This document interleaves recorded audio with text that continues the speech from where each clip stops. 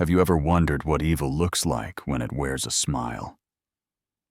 In the spring of 1911, a traveling photographer knocked on the wrong door in the Ozark Mountains and discovered that monsters don't always hide in shadows. They sometimes invite you in for supper. Before we dive into this story, if you want to hear more chilling, true tales that history tried to bury, click that like button right now and subscribe to this channel so you don't miss tomorrow's story. Also, drop a comment below telling me where you're watching from and what time it is there. I love seeing our community grow across different time zones. Now, let's continue with the story.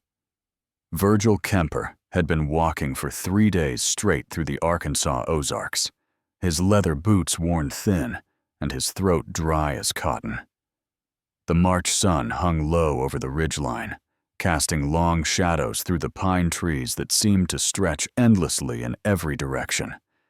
He was a photographer by trade, traveling between small towns and taking family portraits for $1 apiece, and he'd gotten himself thoroughly lost trying to find a shortcut to the next settlement. When he spotted the chimney smoke rising above the trees, relief washed over him like cool water.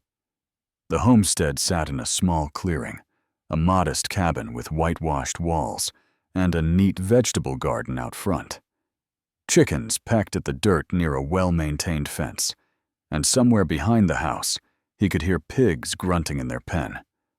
It looked like every other mountain farmstead he'd passed in his travels, the kind of place where hardworking folks eked out a simple living far from the complications of city life. Virgil approached the front porch and knocked 3 times on the wooden doorframe.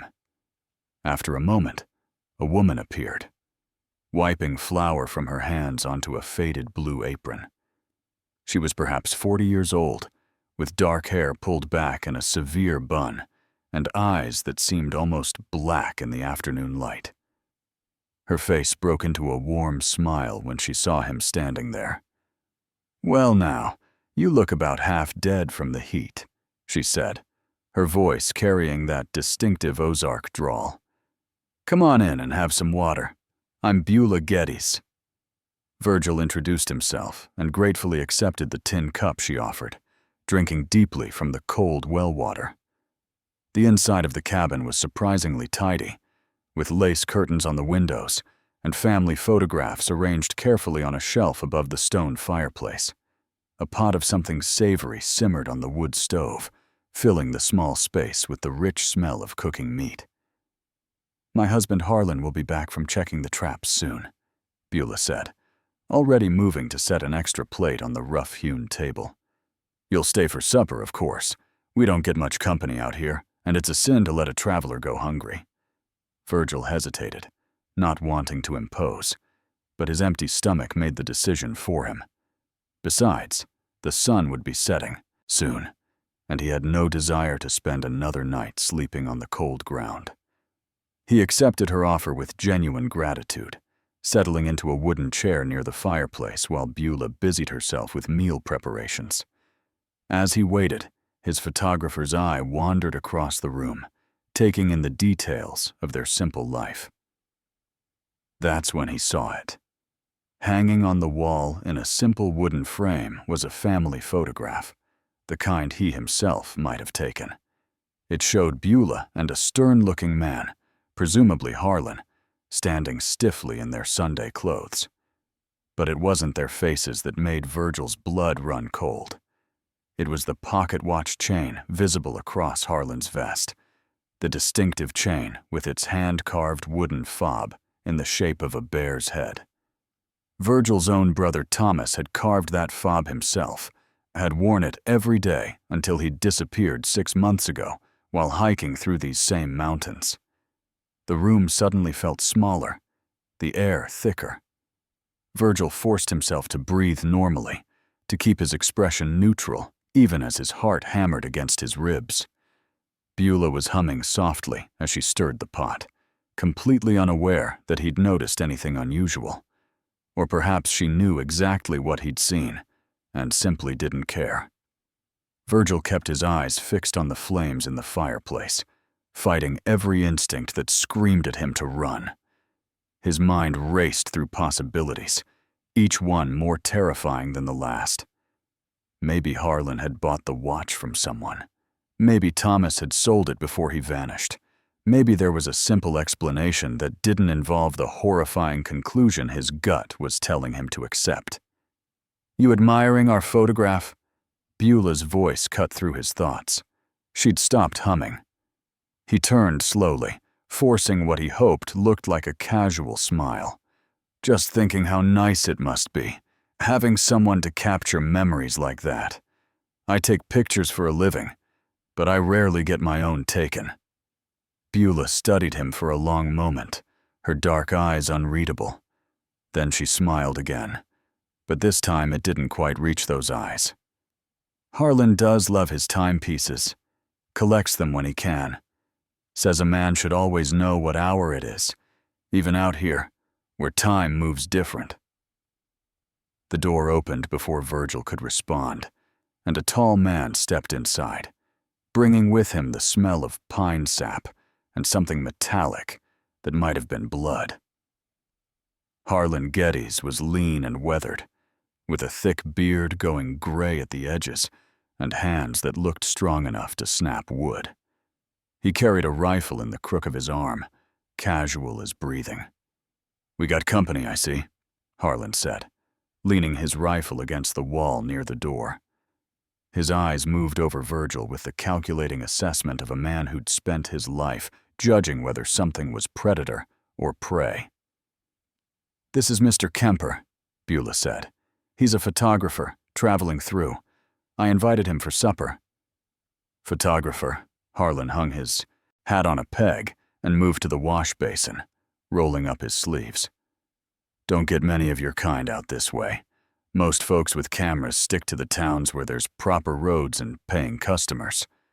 I like the mountain country," Virgil said, keeping his voice steady. "The light's different here, makes for interesting pictures." They sat down to eat as the last of the daylight faded outside. The stew was rich and well seasoned, but Virgil could barely taste it. He noticed how Harlan kept glancing at him throughout the meal, not with suspicion exactly, but with a kind of focused attention that reminded Virgil of how his uncle used to watch deer before pulling the trigger. "Storm's coming in tonight," Harlan said suddenly, setting down his spoon. "Can see it building over the ridge. You'll want to stay put rather than try walking in the dark. We've got a root cellar out back that stays dry and warm. I fixed it up real nice for storing goods, but it's got space enough for a traveler to bed down comfortable." Everything in Virgil wanted to refuse, to make some excuse and leave immediately. But Harlan was right about the storm. Through the window, he could see dark clouds rolling in, and the wind had picked up enough to make the trees bend and sway. More than that, if he refused their hospitality now after accepting their meal, it might confirm whatever suspicions were forming behind Harlan's careful gaze. "That's mighty kind of you," Virgil heard himself say. After supper, Harlan led him outside with a lantern, walking past the pig pen, where massive hogs shuffled and snorted in the growing darkness. The root cellar was set into a hillside, with a heavy wooden door that Harlan had to pull hard to open. The hinges screamed in protest. "Gets a bit damp, but you'll stay warm enough," Harlan said, holding the lantern high. Virgil stepped inside, and the smell hit him immediately. Beneath the expected odors of earth and stored vegetables, there was something else, something wrong. As his eyes adjusted to the dim light, he saw the wooden beams supporting the ceiling, and his breath caught in his throat. They were covered in scratches. Deep out down the wood, the kind made by fingernails scraping desperately at the surface, and carved into the beams, barely visible in the lantern light, were names. Dozens of names, scratched by different hands in desperate moments. The door slammed shut behind him. He heard the heavy slide of a bolt being thrown. Virgil was alone in the darkness, surrounded by the silent testimony of everyone who'd made the same mistake he had. Virgil's hands shook as he fumbled for matches in his coat pocket. The first one broke. The second hissed to life, casting wild shadows across the cellar walls. He had maybe 30 seconds of light before the flame reached his fingers. The names were everywhere, carved into every beam, scratched into the packed earth walls, even etched into the wooden shelves that lined the space. Were full names, others just initials. Some were neat and deliberate, others jagged and frantic. Thomas Kemper. His brother's name was there, carved deep into the main support beam at eye level. The match burned his fingers and he dropped it, plunging back into absolute darkness. His breath came in short gasps as panic threatened to overwhelm him. He forced himself to think, to move past the horror of understanding what had happened to Thomas and focus on survival. The cellar was maybe 10 feet square, with a dirt floor and that single heavy door. He felt along the walls, searching for any weakness, any gap in the construction. Nothing. Harlan had built this prison well. Thunder rumbled outside, followed by the first heavy drops of rain hammering against the door. Virgil sank down against the far wall, his mind spinning through everything he'd seen, every detail that suddenly made terrible sense. The well-fed pigs, the tidy house, Beulah's unnatural calm when she'd seen him staring at the photograph. They'd done this before, many times before. Sleep was impossible. He spent the night listening to the storm and the sounds from outside. Once, around what he guessed was midnight, he heard the pigs going wild, squealing and fighting over something. The sound went on for nearly an hour before silence returned. When gray light finally crept through the cracks around the door, Virgil was ready. He'd spent the dark hours preparing, using his belt buckle to work loose a shelf bracket, giving him a piece of metal about 6 inches long with a sharp edge. It wasn't much, but it was something. He heard footsteps approaching. The bolt slid back. Harlan opened the door, backlit by the morning sun, and in his hands was a tray with bread and water. "Morning," Harlan said, as casually as if Virgil were a welcomed guest. "Figured you'd be hungry." But as he stepped inside, Virgil noticed something crucial. Harlan had left his rifle leaning against the doorframe outside. For just a moment, the older man was off balance, bending forward with the tray. Virgil exploded upward, driving his shoulder into Harlan's chest. The tray went flying. They crashed backward through the doorway into the mud, and Virgil scrambled for the rifle.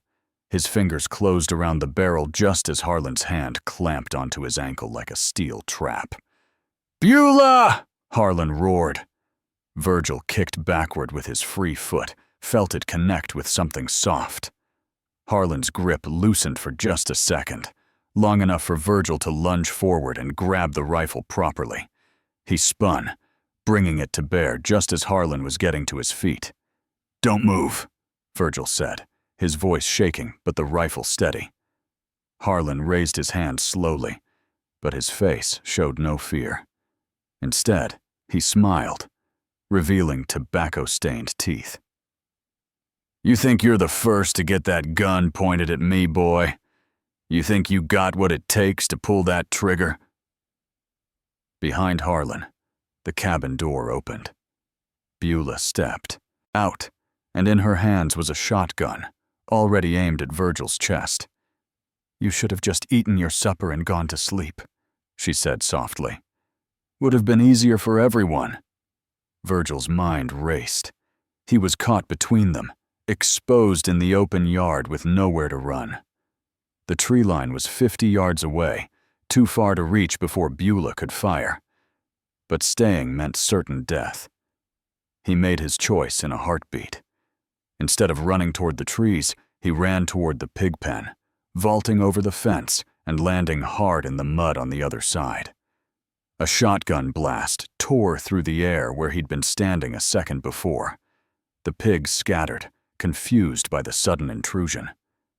Virgil kept moving, using the animals and the fence posts as cover as he worked his way around the pen toward the opposite side, where the forest came closer. Another blast, this one splintering wood near his head. He hit the back fence running, threw himself over it, and disappeared into the trees. Behind him, he could hear Harlan shouting orders to Beulah, hear them crashing through the underbrush in pursuit. But Virgil had something they didn't expect. He had his camera, still strapped to his chest beneath his coat. And instead of running away down the mountain, he did something they'd never anticipate. He circled back and hid in a thicket of mountain laurel just 30 yards from their cabin, close enough to watch their every move. For 3 days, Virgil lived like an animal in those woods. He drank from a creek that ran behind the laurel thicket. He ate wild berries that stained his fingers purple. And he watched. The first day, Harlan and Beulah searched for him. They moved through the forest with practiced efficiency, checking the obvious paths down the mountain, following the game trails that any sensible person would use to escape. But they never thought to look behind them, never imagined their prey would stay so close. By the second morning, they'd given up the search. Virgil watched through the branches as they went about their daily routine, and the normalcy of it was somehow more disturbing than anything else. Beulah hung laundry on a line strung between 2 trees. Harlan repaired a section of the pig pen fence. They could have been any hard-working mountain couple, except for what Virgil had seen in that cellar. On the afternoon of the second day, Virgil saw something that made his blood freeze. A man appeared on the path leading to the cabin, walking with the easy stride of someone who had no idea what waited for him. He was young, maybe 25, wearing a suit that marked him as someone from town. A salesman, probably, or maybe a government man doing surveys. Virgil's first instinct was to shout a warning, to save this stranger from the fate that awaited him. But Harlan had his rifle within arm's reach at all times now, and Beulah never strayed far from her shotgun. Any sound would bring them into the woods, and this time they'd search more carefully. He could only watch as Beulah greeted the young man with that same warm smile she'd given Virgil. Could only watch as she invited him inside, as Harlan came around from the back of the house and shook the stranger's hand with false friendship. Virgil raised his camera. His hands trembled as he adjusted the settings, praying he had enough light left in the fading afternoon. Through the lens, he captured Harlan guiding the young man toward the root cellar, the same casual gesture, the same lie about a storm. Coming, he captured the moment the door closed, the satisfied look that passed between husband and wife as they walked back to the cabin. That night, Virgil didn't sleep. He lay in the cold dirt, listening to the pigs begin their frenzied activity around midnight. The sounds they made were enthusiastic, almost joyful, and Virgil had to press his face into the earth to keep from being sick. He understood now what happened to the bodies, understood the efficient horror of the Geddes operation. The third day brought rain again, a steady drizzle that soaked through Virgil's clothes and turned the ground to mud. But the rain also gave him cover to move closer, to position himself where he could see through the cabin's front window. He needed more evidence, more proof that would make the authorities believe the impossible story he had to tell. Through the wavy glass, he watched Beulah moving around inside. She was doing something at the table, her movements methodical and precise. When she shifted position, Virgil saw what held her attention. The young man's belongings were spread across the wooden surface. His pocket watch, his wallet, a fountain pen, a small leather journal. Beulah was sorting through them with the practiced efficiency of someone who'd done this many times before. Then she did something that made Virgil's breath catch. She picked up the wallet and carefully removed several bills, setting them aside. The remaining items she placed in a wooden box that she carried to the shelf above the fireplace. Virgil recognized that box. He'd seen it on his first night in the cabin, had assumed it held family mementos or important papers. It was a trophy case. Harlan came in from outside, shaking rain from his hat. He said something to Beulah that Virgil couldn't hear through the glass. She laughed, actually laughed, and poured him coffee from the pot on the stove. They sat together at the table, comfortable and content, discussing something with the ease of long marriage. Virgil took another photograph, then another. He documented everything he could see through that window, building a case that couldn't be denied or explained away. On the fourth morning, hunger and cold finally drove him down the mountain. He moved carefully, constantly checking behind him to make sure he wasn't being followed. It took him 2 full days of walking to reach the nearest town, a place called Bergman, where the county marshal kept an office above the general store. Marshal Clayton Webb was a heavy-set man in his 50s who looked skeptical from the moment Virgil started talking. But when Virgil produced his photographs, when he described the names carved in the cellar beams, when he mentioned the pocket watch with the bare head fob, Webb's expression changed. "That watch," Webb said slowly. "Thomas Kemper's family filed a missing person report back in October. Described that fob in detail." "Thomas was my brother," Virgil said. Webb stared at the photographs for a long moment, then stood and reached for his gun belt hanging on the wall. "We're going to need more men for this." For 3 days, Virgil lived like an animal in those woods. He drank from a creek that ran behind the laurel thicket. He ate wild berries that stained his fingers purple. And he watched. The first day, Harlan and Beulah searched for him.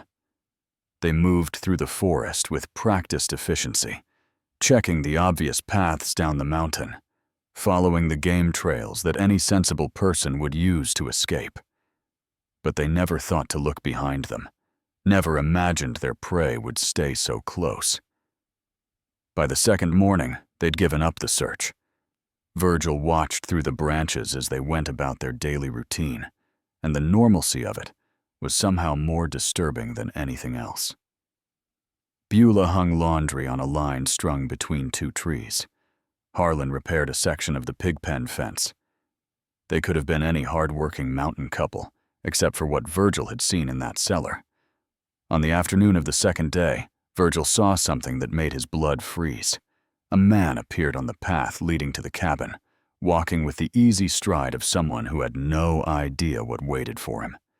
He was young, maybe 25, wearing a suit that marked him as someone from town. A salesman, probably, or maybe a government man doing surveys. Virgil's first instinct was to shout a warning, to save this stranger from the fate that awaited him. But Harlan had his rifle within arm's reach at all times now, and Beulah never strayed far from her shotgun. Any sound would bring them into the woods, and this time, they'd search more carefully. He could only watch as Beulah greeted the young man with that same warm smile she'd given Virgil. Could only watch as she invited him inside, as Harlan came around from the back of the house and shook the stranger's hand with false friendship. Virgil raised his camera. His hands trembled as he adjusted the settings, praying he had enough light left in the fading afternoon. Through the lens, he captured Harlan guiding the young man toward the root cellar. The same casual gesture, the same lie about a storm coming. He captured the moment the door closed, the satisfied look that passed between husband and wife as they walked back to the cabin. That night, Virgil didn't sleep. He lay in the cold dirt, listening to the pigs begin their frenzied activity. Around midnight, the sounds they made were enthusiastic, almost joyful, and Virgil had to press his face into the earth to keep from being sick. He understood now what happened to the bodies, understood the efficient horror of the Geddes operation. The third day brought rain again, a steady drizzle that soaked through Virgil's clothes and turned the ground to mud. But the rain also gave him cover to move closer, to position himself where he could see through the cabin's front window. He needed more evidence, more proof that would make the authorities believe the impossible story he had to tell. Through the wavy glass, he watched Beulah moving around inside. She was doing something at the table, her movements methodical and precise. When she shifted position, Virgil saw what held her attention. The young man's belongings were spread across the wooden surface. His pocket watch, his wallet, a fountain pen, a small leather journal. Beulah was sorting through them with the practiced efficiency of someone who'd done this many times before. Then she did something that made Virgil's breath catch. She picked up the wallet and carefully removed several bills, setting them aside. The remaining items she placed in a wooden box that she carried to the shelf above the fireplace. Virgil recognized that box.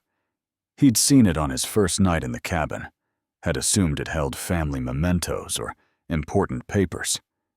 It was a trophy case. Harlan came in from outside, shaking rain from his hat. He said something to Beulah that Virgil couldn't hear through the glass. She laughed, actually laughed, and poured him coffee from the pot on the stove. They sat together at the table, comfortable and content, discussing something with the ease of long marriage. Virgil took another photograph, then another. He documented everything he could see through that window, building a case that couldn't be denied or explained away. On the fourth morning, hunger and cold finally drove him down the mountain. He moved carefully, constantly checking behind him to make sure he wasn't being followed. It took him 2 full days of walking to reach the nearest town, a place called Bergman, where the county marshal kept an office above the general store. Marshal Clayton Webb was a heavy-set man in his 50s who looked skeptical from the moment Virgil started talking.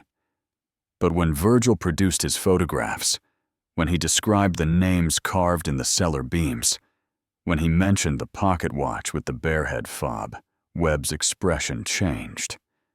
"That watch," Webb said slowly. "Thomas Kemper's family filed a missing person report back in October. Described that fob in detail." "Thomas was my brother," Virgil said. Webb stared at the photographs for a long moment, then stood and reached for his gun belt hanging on the wall. "We're going to need more men for this." Marshal Webb assembled a posse of 6 men, but when they reached the Geddes homestead 2 days later, the cabin stood empty.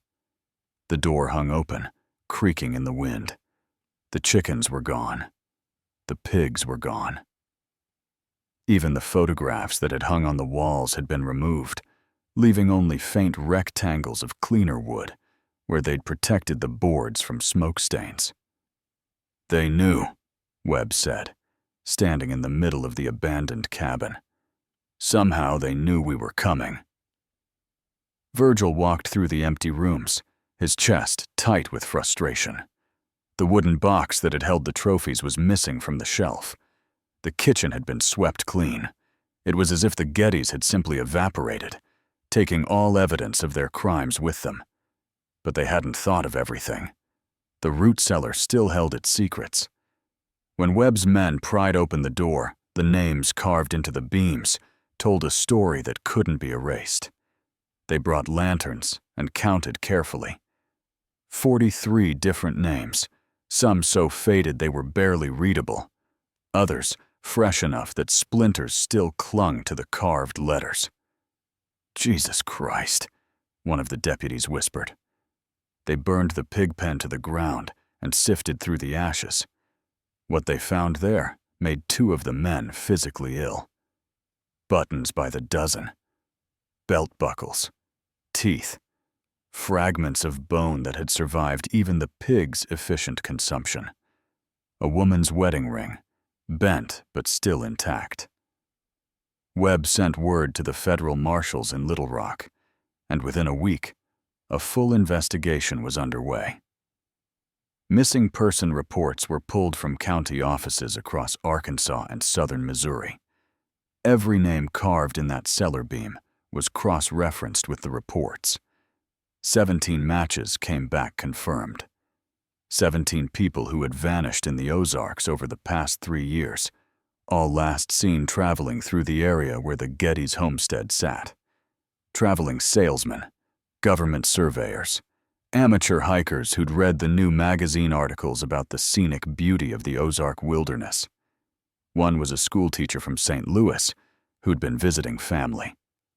Another was a circuit preacher, but the oldest name in that cellar, the one carved highest up the beam where the wood was darker with age, dated back much further. When investigators traced it, they found a missing person report from 1905, 2 years before the Geddes had even purchased their property. That's when the real scope of the horror began to reveal itself. Federal Marshal Edmund Gaines arrived from Little Rock with a theory that turned Virgil's stomach. He spread a map across Webb's desk, marking locations with red pins. "I've been going through old case files," Gaines said, "looking at unsolved disappearances in remote areas across 3 states. Look at this pattern." The pins formed a trail. Western Kentucky, 1898 through 19. 2. Eastern Tennessee, 1903 through 1905. Southern Missouri, 1906 through 1908. And finally, Arkansas, 1909 through 1911. In each location, Gaines continued, we find clusters of missing persons near isolated homesteads, and in each location, property records show a couple matching the Geddes description purchased land, lived there for a few years, then sold or abandoned it suddenly. "They've been doing this for over a decade," Webb said, his voice hollow. "At least. And they're not running scared. They're relocating. They've done it before, and they'll do it again." Virgil looked at the map, at the westward progression of red pins. "Where does the pattern lead?" Gaines placed his finger on the blank space west of Arkansas. "Colorado, Wyoming, Montana, territories with even more isolation, even less law enforcement, even more travelers passing through on their way to somewhere else." A telegram arrived that evening from the marshal's office in Springfield, Missouri. A homesteader there had reported an encounter with a couple trying to purchase his remote property. The man had seemed overly interested in whether hikers used the trails nearby. When asked his name, he'd hesitated just a moment before answering. The description matched Harlan Geddes perfectly. "They're already setting up again," Gaines said. "Probably have been planning it for months. That's why they ran so clean. They're experienced at this." Virgil felt something cold settle in his chest. The Geddes weren't desperate criminals fleeing justice. They were predators moving to new hunting grounds, and they'd left no trail that could be followed quickly enough to stop them. "We need to send warnings to every marshal's office west of here," Webb said. "Telegraph every town, every county, every territory." But Gaines shook his head slowly. "You know how big that territory is. How many isolated homesteads exist in those mountains? We'd need 100 men searching for years." He paused, meeting Virgil's eyes. They could be anyone, anywhere. A friendly couple offering hospitality to travelers. By the time anyone realizes what they are, it's too late. Virgil thought of his brother's name carved into that beam. Thought of the young salesman he'd watched walk into that cabin, with no idea he had minutes left to live. Somewhere out west, the Geddes were already smiling at new strangers, already offering hot meals and shelter from storms. And the law was powerless to stop them. 3 weeks after the discovery at the Geddes homestead, a letter arrived at Marshal Gaines's office in Little Rock. It was postmarked from Denver, Colorado, and the return address listed a Mrs. Sarah Pritchard, care of general delivery. Sarah Pritchard was Beulah Geddes' maiden name. County records had confirmed it during the investigation. Gaines opened the envelope with hands that weren't quite steady. Inside was a single sheet of paper, the handwriting neat and feminine, the kind taught in proper schools back east. "Dear Marshal Gaines," it began, "I hope this letter finds you well, though I suspect our recent departure has caused you some distress. I felt compelled to write and correct certain misunderstandings that may have arisen from your investigation." The letter was 3 pages long, and every word was madness dressed in perfect grammar. Beulah wrote about how she and Harlan had met in Kentucky in 1896, how they'd recognized in each other a shared understanding that most people were wasteful and undeserving of the lives they'd been given. She described their first victim almost clinically, a merchant who'd cheated Harlan in a business deal, how disposing of the body had been surprisingly simple, with the pigs doing most of the work. "We discovered we had a gift," she wrote, "a purpose even. The mountains are full of people who don't belong there, who treat the wilderness like it's theirs to conquer and consume. We simply helped return them to the earth in a more efficient manner." She mentioned their 19-year journey together, confirming what Gaines had suspected. They'd been killing since 1897, moving every few years to stay ahead of suspicion. She even provided details about locations they'd lived that hadn't appeared in the investigation yet, places where bodies might still be found if anyone cared to look. The final paragraph made Gaines reach for his whiskey bottle. "By the time you read this, we'll be settled in our new home. The West is so beautifully vast, Marshal. So many lonely trails. So many travelers passing through who won't be missed until it's far too late. We're quite looking forward to continuing our work. Perhaps someday, when we're old and tired, we'll stop. But not yet. The pigs are always hungry, and there's still so much to do." She signed it, "With warm regards, Mrs. Beulah Geddes." The letter was immediately sent to federal authorities in Washington, but everyone knew it was useless as evidence. Beulah had been careful not to include any specific details about their current location beyond the Denver postmark, and Colorado was a massive territory with countless remote areas where a couple could disappear. Virgil read the letter 3 times, each reading making him angrier than the last. The casual tone, the complete lack of remorse, the way Beulah wrote about murder as if it were gardening or any other household task. He'd spent weeks trying to understand what could drive 2 people to such evil, and now he had his answer. They simply believed they had the right. "They're mocking us," Webb said, when he and Virgil met with Gaines to discuss the letter. "She wanted us to know we can't touch them." "She's right, too," Gaines admitted. "I've sent descriptions to every marshal's office west of the Mississippi, but they could be using different names, different appearances. Hell, Beulah could cut her hair, and Harlan could shave his beard, and we'd have nothing reliable to identify them by." Virgil had been thinking about this problem for days, turning it over in his mind until a solution began to form. "The pigs," he said suddenly. "They always have pigs. It's how they dispose of the bodies, and they're good at raising them. That's something they can't easily hide or change." Gaines considered this. "You want us to investigate every pig farmer in the Western Territories?" "No, but we can watch for patterns. Remote homesteads with pigs, near popular hiking trails or traveling routes, where the owners are new to the area and keep to themselves. It's not much, but it's something." Webb nodded slowly. "And if we find them? Then I'm going with you," Virgil said. His voice carried a hardness that hadn't been there a month ago. "I've seen what they do. I've watched them work. I know how they think. What Virgil didn't say out loud was that he'd been having dreams about his brother, about Thomas's final hours in that root cellar, about the moment he must have realized no one was coming to save him. Those dreams woke Virgil every night, and sleep had become something he feared rather than sought. The Gettys had taken more than Thomas's life. They'd carved their horror into Virgil's mind, the same way their victims had carved names into those beams, permanent marks that wouldn't fade. 6 months passed with no solid leads. Then, in the spring of 1912, a report came from a small town in Wyoming.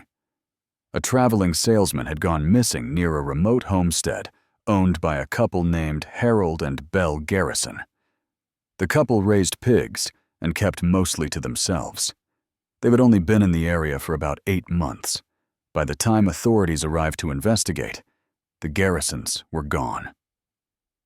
Virgil stopped taking portrait photographs in 1912. Instead, he became something else entirely, something he hadn't planned but couldn't avoid. He became a hunter. He spent his own money traveling between western towns, carrying his camera and copies of the photographs he'd taken at the Arkansas homestead. In every marshal's office, every sheriff's station, every general store with a bulletin board, he left warnings. He described the pattern, explained the methods, showed anyone who would look at the evidence of what Harlan and Beulah Gettys were capable of doing. Most people listened politely and forgot about it the moment he left. A few thought he was obsessed, maybe even unhinged. But some believed him, and those few started watching their own communities more carefully. In 1913, Virgil tracked the couple to a place called Wisdom, Montana. A local rancher had reported an odd interaction with a new couple who'd asked detailed questions about foot traffic through the mountain passes. The description matched, and Virgil arrived within 2 weeks of getting the telegram. The homestead sat in a valley surrounded by peaks still capped with snow, even in summer. Virgil approached carefully this time, learning from his first encounter. He didn't go to the door. He didn't announce himself. He simply found a position in the rocks above their property and watched through a photographer's telescope he'd purchased specifically for this purpose. For 4 days, he observed them going about their routine. They'd changed their appearance slightly. Beulah's hair was lighter, and Harlan had trimmed his beard shorter. But the way they moved, the way they positioned themselves when strangers approached, those things couldn't be disguised. On the 5th day, a young couple appeared on the trail, newlyweds by the look of them, probably hiking through the territory on some romantic adventure. Virgil watched Beulah emerge from the cabin with that familiar smile, watched her gesture welcomingly toward the house. This time, Virgil didn't just observe. He fired his rifle into the air, 3 sharp cracks that echoed off the valley walls. The young couple froze, confused. Harlan came running from behind the cabin with his own rifle raised. Virgil fired again, this time close enough to the cabin that splinters flew from the doorframe. He shouted down at the young couple, his voice carrying across the distance. "Run! Get away from there! They're murderers!" The couple didn't need to be told twice. They turned and fled back down the trail they'd come from, stumbling in their haste. Harlan raised his rifle toward the rocks where Virgil was hidden, but the distance was too great for an accurate shot. Instead, he lowered the weapon and stared up at the hillside, his face twisted with rage. Then he did something Virgil didn't expect. He smiled and raised one hand in a casual wave, as if greeting an old friend. By the time the marshal from the nearest town arrived the next morning, the homestead was abandoned again. Harlan and Beulah had packed up in the night and vanished like smoke. They'd been so efficient in their departure that they'd even taken time to burn the root cellar, collapsing it inward so thoroughly that excavating it would take days. You saved those young people's lives, the marshal told Virgil. But you've also let the Gettys know someone's actively hunting them. Good, Virgil said. Let them know. Let them spend every day looking over their shoulders, wondering if I'm watching. Let them feel what their victims felt. But the truth was more complicated than that. Virgil knew he'd changed the dynamic, turned the hunt into something personal. The Gettys would be more careful now, more suspicious of strangers. They might even stop killing for a while, lie low until they felt safe again. Or they might become more dangerous, more desperate. That same year, Beulah sent another letter, this one addressed directly to Virgil in care of the federal marshal's office. How she'd known where to send it, he couldn't guess. Maybe she had contacts who kept her informed. Maybe she'd been watching the telegraph offices for his name. The letter was shorter this time, just a few lines in her neat handwriting. Mr. Kemper, you've become quite the nuisance. Harlan finds it amusing, but I must confess to some annoyance. You can't be everywhere at once, and we've grown rather skilled at recognizing when we're being observed. Still, your dedication is admirable. Your brother would be proud. I think he spoke of you often during his final days. He believed you'd come looking for him. In a way, I suppose he was right. Perhaps we'll meet again someday, under more favorable circumstances. Until then, happy hunting. Virgil burned the letter after reading it, but the words were already carved into his memory. The years blurred together for Virgil. 1914 brought 2 false leads, and 1 near miss in Oregon, where he arrived just hours after the couple had moved on. 1915 was worse, with no confirmed sightings at all, just rumors and possibilities that led nowhere. Then, in February of 1915, something changed. A homesteader named Dutch Kowalski sent a telegram to the federal marshal's office describing a couple who'd tried to purchase his property in central Idaho. The description matched, but what caught Virgil's attention was a specific detail Kowalski mentioned. The woman had a distinctive scar on her left hand, a half-moon shape between her thumb and forefinger. Virgil remembered that scar.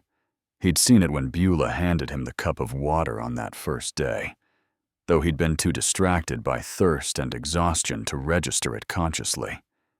The detail had surfaced later in nightmares, his mind replaying every moment of that encounter. He was on a train heading north within 12 hours. The Kowalski homestead was more remote than any location the Gettys had chosen before, sitting at the end of a valley that saw maybe a dozen travelers per year. When Virgil arrived, Dutch was waiting with information that made the long journey worthwhile. They came back, Dutch said. After I turned down their offer, they returned 3 days later with a different story. Said they were just looking for work. Asked if I needed help with spring planting. They're staying in an old trapper's cabin about 5 miles west of here. This was different. The Gettys had always owned their properties, always maintained the appearance of established residents, staying in someone else's cabin, working as hired help, that spoke of desperation or a change in tactics. Why didn't you run them off? Virgil asked. Dutch's face hardened. Because my daughter's been missing since last October. Went hiking in these mountains and never came home. When I saw that couple, something in my gut told me they knew what happened to her. Virgil felt his chest tighten. Don't do anything yet. Let me bring in the authorities first. Authorities are 3 days' ride from here, Dutch said. I've already waited 4 months for answers. I'm done waiting. They reached an uneasy agreement. Dutch would keep his distance while Virgil investigated, but if Virgil didn't return by the following evening, Dutch would go to the cabin himself. Virgil found the trapper's cabin as the sun was setting, casting long shadows through the pine trees. Smoke rose from the chimney, and he could see lamplight in the windows. He circled the structure carefully, looking for the things he'd learned to recognize: a root cellar or storm shelter, a pig pen or holding area. He found neither. Instead, behind the cabin, he discovered something that made his blood run cold: a small wooden cross, crudely made, planted in the soft earth, and beside it, another, and another. 7 crosses in total, marking what could only be graves. They'd changed their method. No more pigs to dispose of the evidence, just simple burials in ground that would freeze solid for half the year, preserving their secrets until spring thaw. Virgil was studying the graves when he heard the unmistakable click of a hammer being pulled back on a revolver. "You're persistent, Mr. Kemper, I'll give you that." He turned slowly. Harlan stood 20 feet away, the revolver steady in his hand. He looked older, more weathered, but his eyes held the same cold calculation Virgil remembered. "Where's Beulah?" Virgil asked, buying time while his mind raced through options. "Inside, making supper. We were expecting you, actually. Beulah said you'd figure out where we were sooner or later. She has a sense about these things." "Dutch Kowalski's daughter. Is she under one of those crosses?" Harlan's expression didn't change. "That was unfortunate. She stumbled on us at the wrong time. We'd been careful to only take drifters and travelers here, but she was in the woods gathering herbs or some such nonsense. Saw things she shouldn't have seen." "How many?" Virgil asked, gesturing toward the graves. "How many more since Arkansas? Does it matter? 7 here, a dozen in other places. We lost count somewhere around Montana." Harlan shrugged. "The West is bigger than we expected. More space between settlements. Had to adapt our approach." "You're going to kill me now," Virgil said. "It wasn't a question.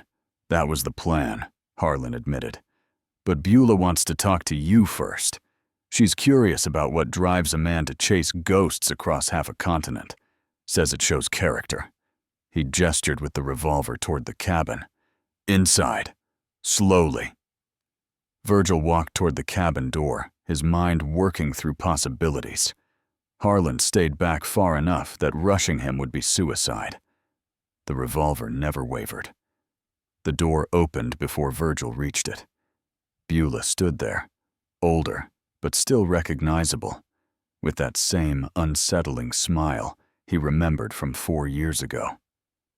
"Welcome, Mr. Kemper," she said warmly, as if greeting an old friend. "I've made stew. I hope you're hungry." The inside of the cabin was almost cozy. A fire crackled in the stone hearth. The table was set for 3, as if Beulah had known all along that Virgil would be joining them for dinner. Steam rose from a pot on the stove, carrying the smell of meat and vegetables. Virgil's stomach turned at the thought of what might be in that pot. "Sit," Harlan ordered, gesturing to a chair with the revolver.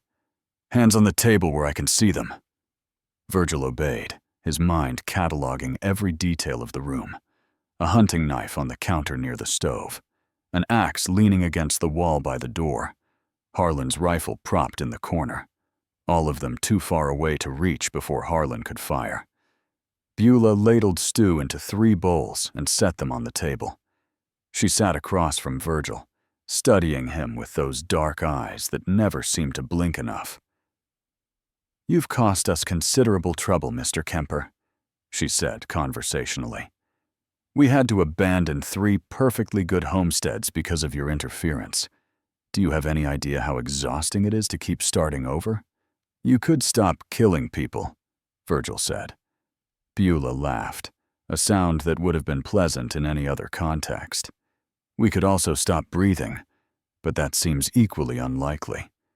You're an educated man.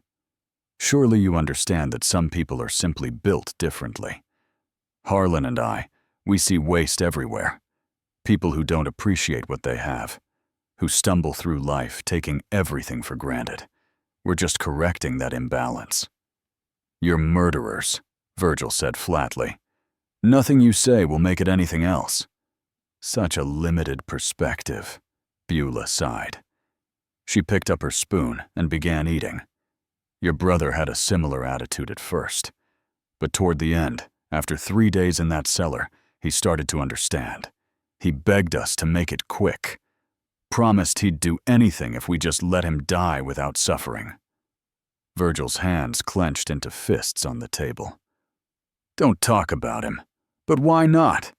He's the reason you're here, isn't he? Thomas spent his last hours calling your name, you know. Thought you'd come save him. Beulah tilted her head, watching his reaction with clinical interest. I wonder if he'd be proud of what you've become, chasing us across the country like some avenging angel. Or would he be disappointed that his brother threw away 4 years of his life on a futile quest? Nothing about this is futile, Virgil said. Every time I've stopped you, I've saved lives. The couple in Montana, the travelers you didn't get because I warned them away. Thomas would understand that. Harlan had been silent through this exchange, but now he spoke. You think you've won something here, Kemper? You're sitting at our table with my gun pointed at your head. Tomorrow morning, you'll be under the 8th cross out back, and we'll move on to the next place. Nothing changes. Dutch Kowalski knows I'm here, Virgil said. If I don't come back, he's coming for you. One man? Harlan snorted. We've dealt with suspicious neighbors before. But Virgil saw something flicker in Beulah's expression. Uncertainty, maybe, or calculation. She set down her spoon carefully. Tell me something, Mr. Kemper. What did you hope to accomplish by finding us? Did you think you could bring us to justice, make us pay for what we've done? She leaned forward. Or did you just want to look us in the eyes before you killed us? The question hung in the air. Virgil realized he didn't have a good answer. He'd spent 4 years hunting them, but he'd never really thought past the moment of finding them. Arrest them? They'd escaped custody before, or simply vanished before charges could be filed. Kill them? He wasn't a murderer, no matter how much he wanted revenge. I wanted you to know that someone was watching, Virgil said finally. That you couldn't just disappear into the wilderness and keep killing. That someone would remember every single person you murdered and make sure the world knew what you were. Beulah smiled. How noble, how completely pointless. She stood and walked to a wooden chest against the far wall. When she returned, she carried a leather-bound journal, the pages thick with writing.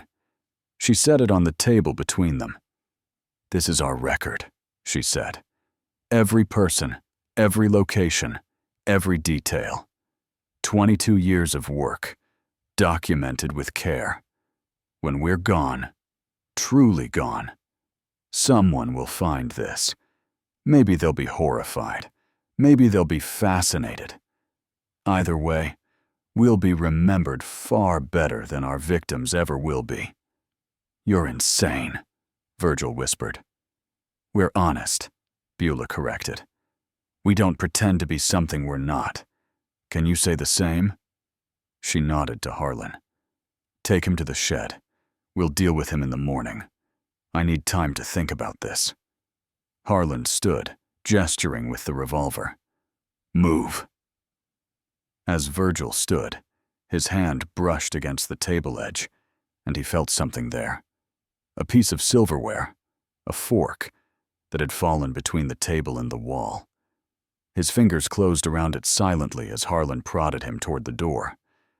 It wasn't much, but in the darkness of whatever shed they were taking him to, it would be something sharp, something he could use. Dutch Kowalski was out there somewhere, waiting for dawn. And Virgil intended to still be alive when it came.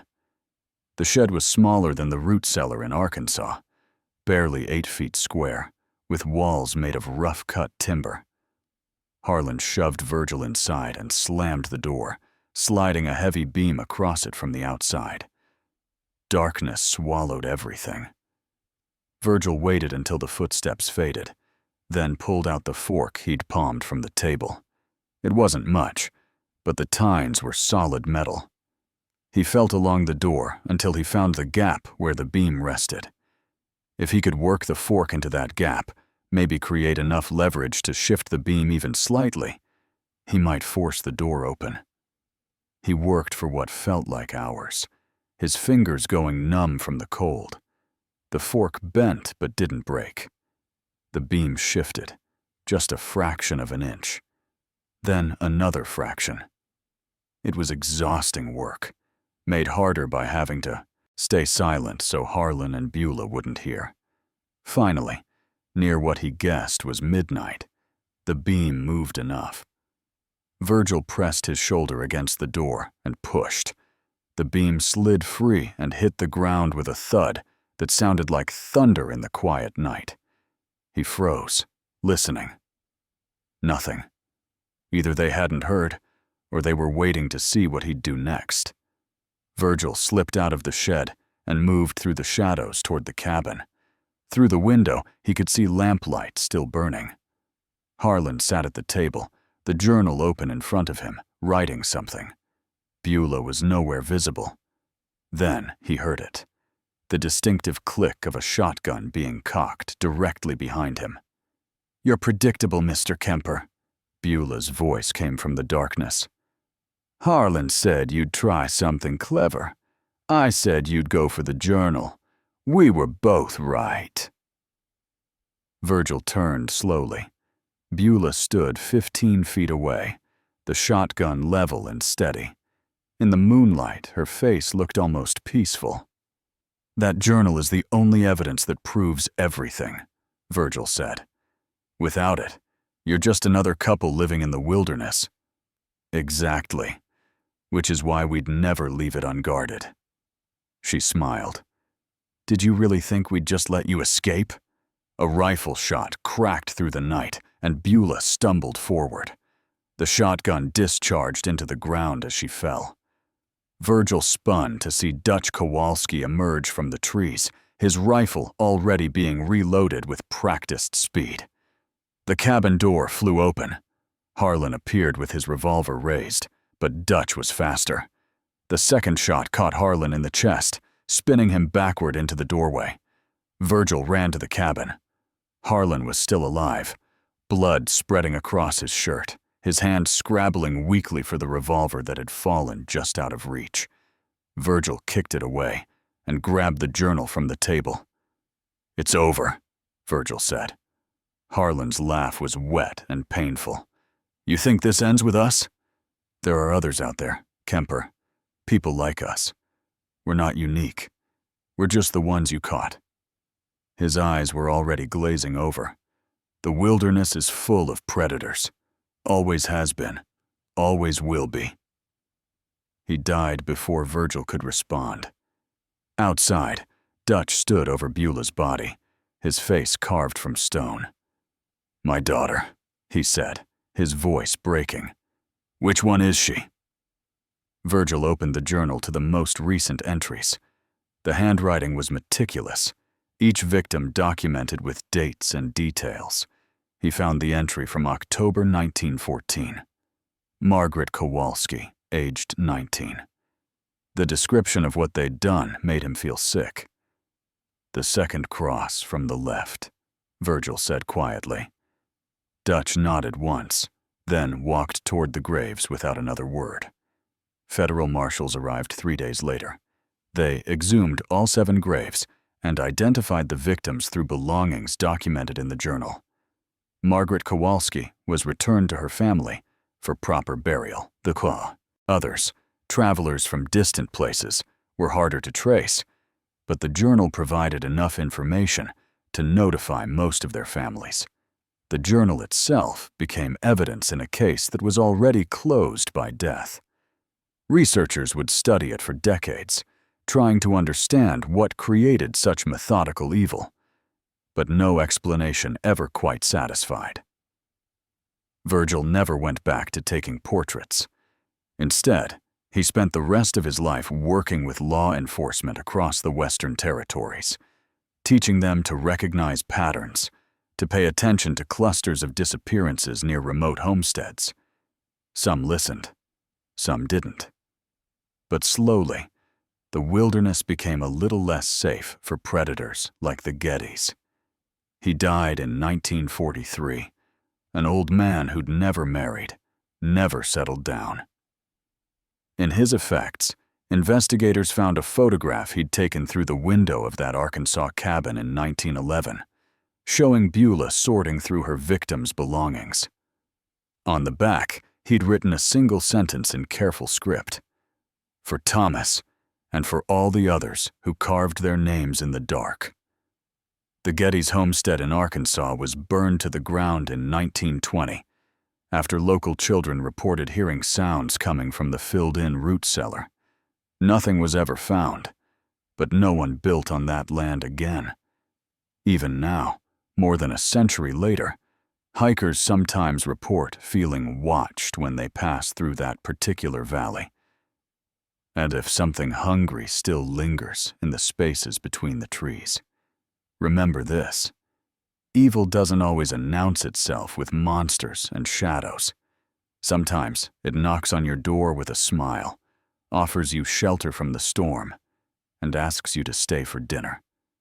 The scariest devils we'll ever meet are the ones who look just like us. Before you go, I need you to do one more thing for me.